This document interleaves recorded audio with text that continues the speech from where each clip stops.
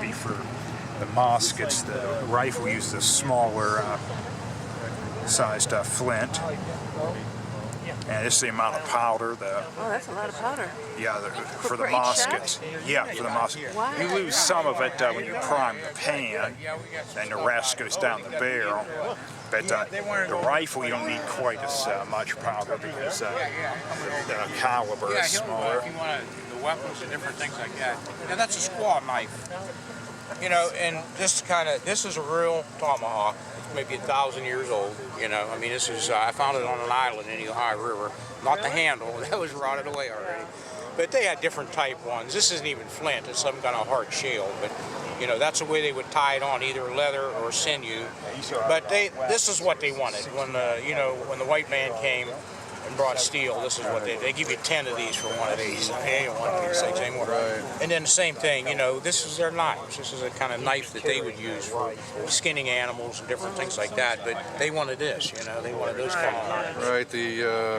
The flint arrowhead went out and the steel arrowhead came in. Yeah. Actually, these, I'll tell you what, the flint is an amazing stone. There's some surgeons that still use, you know, flint, you know, cut. Yeah, they do. And once you put an edge on this, put it in a metal handle or something, that the flint will really hold a super sharp edge. You know, so they actually, I mean, it's an amazing stone, but you know, it's not versatile like a knife. You could do it with steel, like you could do different things. Right, and it can break if it hits the cement. You know, it's interesting where I live. There was the old woolly mammoth. You know, I lived down in Pennsylvania along the Ohio River, and you know, they like the first, you know, native people came there. These mammoths were still there because when they dig gravel, you find pieces. But it was funny how they would kill one of those animals. They'd be in a big herd. Now they would have a spear point like this, and they would sneak in there and they would cut the bottom of their legs. They'd run in there and take a slice at it, and then they would start bleeding when they caved in.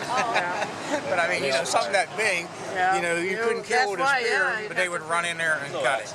Yeah, these are you know, I made these, but wore them quite a bit and everything. But this would be a typical shoe that they would wear, you know, then just out of your leather, things like that. And the different weapons, and these are the way they pack their shells. You know, they would carry this many preloaded ones. You had to load 3 times a minute. This is a bucket ball load. You know, if you wanted to, people got in close, you put, you know, some 32 caliber shots in there with it. 150 grains of powder. This is the amount of powder that we're using. And these are the 2 sizes, 75 caliber, 69. You know, they're big, large lead ball. And then this is just a single one charge. And you can see how these are all dummy stuff, so don't worry there. But you know how they try to make bullets, you know, 250 years ago. I mean, there's a modern one, but basically it's got the lead, the casing.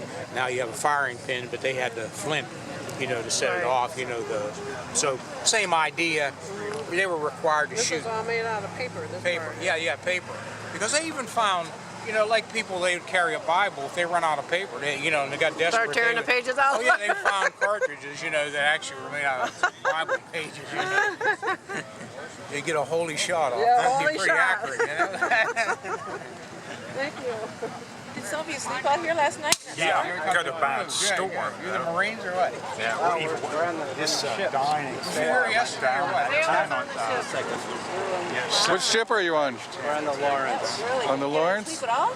A little bit. The Lawrence is the Chicago, right? Right, yeah, the Windy. Windy? Yeah. Are you in from Chicago? No, Cleveland. Oh, Cleveland? Yeah. Oh, okay, We good. had something crazy happen. We couldn't get Good. We'll go back in the camp and see what's happening here. because the ridge pull went long enough. I don't know, it must have been long.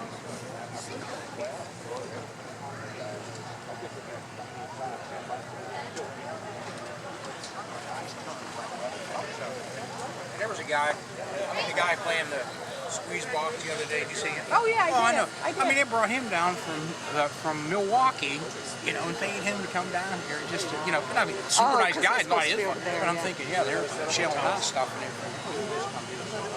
Hey, what are you cooking? Well, I mean, I'm not. it's a mess. That's why they call it mess duty. So what all did you have in there? You I have beans, red potatoes, squash, sausage, carrots, onion. So anything the soldiers could find.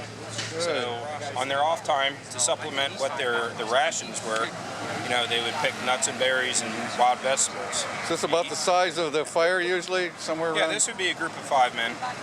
Okay, sounds good. Thank you.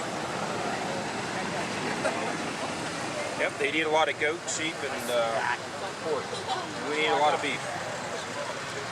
Beef are really expensive, and couldn't bring them out this far. Eat a lot of water. Goats eat just about anything, same thing with sheep. Who is it? Yeah, I know you.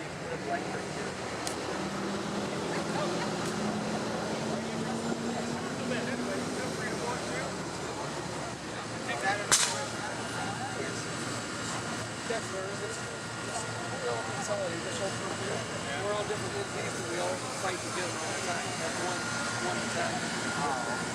And they have lieutenants, we have lieutenants, we have a colonel, they don't have a colonel. Their highest officer is a lieutenant. And we all have sergeants.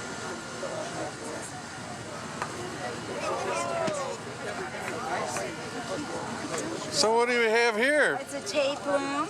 I am making the tape that looks like this. On my apron here, I have a tie. So, Okay, I see.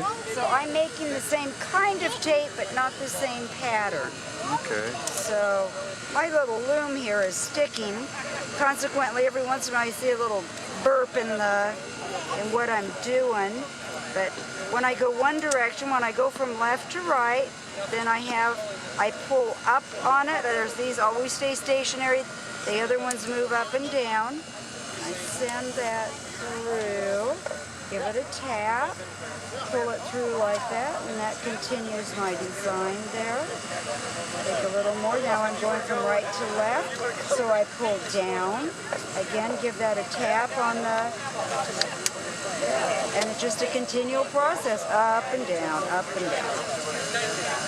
Kind of like So I'm crocheting, it's do the same thing over and over again. It is a lot of repetition.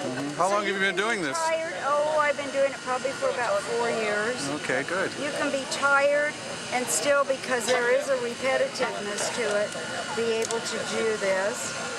So I have one that's catching, so I am just making sure that they're all together by sticking my hand in there I see, and pulling the shuttle through. But it just continues that process. So the Native Americans did something similar, but they didn't have a loom like this. They called it a finger weaving, and you're right, they did it with their fingers. So this is a tape, and we have the modern conveniences today. So Beautiful, thank you.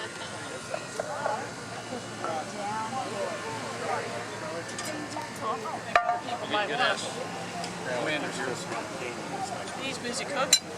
You got your commander cooking. Excuse me. He's a nice guy. Thank you. You bet. Yeah, that's my email. So if you have any questions, feel free to pop. Let me take a look in here, see what you got. Sure.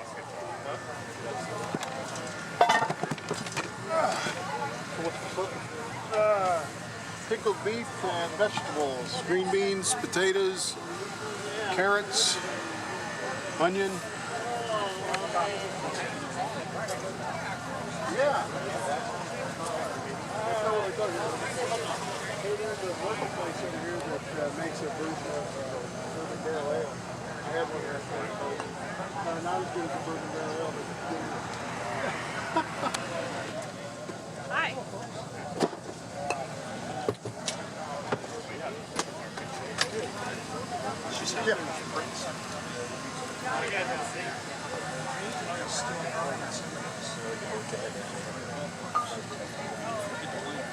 oh yeah, we're hoping to get the wine today. Oh, wow, that's nice. I can live with that.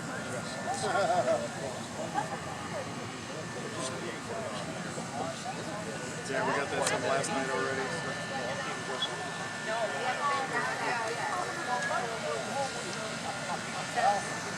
Is this where you live? Take a video here? Yeah, go ahead. Good.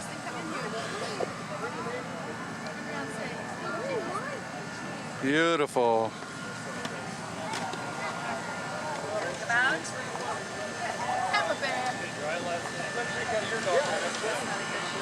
I'm going in to get Stop! Put them all back the right way. Then put them all back the right way. What are you doing?